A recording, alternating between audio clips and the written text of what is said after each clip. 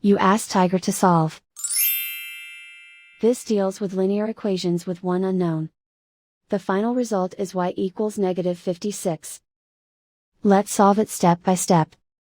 Move the negative sign from the denominator to the numerator. Group all constants on the right side of the equation. Add 11 to both sides.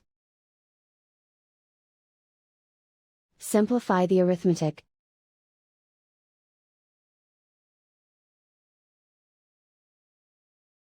Isolate the y.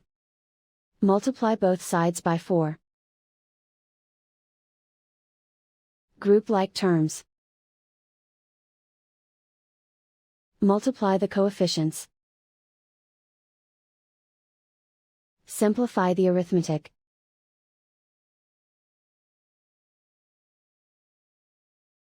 Convert the y into a positive number. Multiply both sides by -1.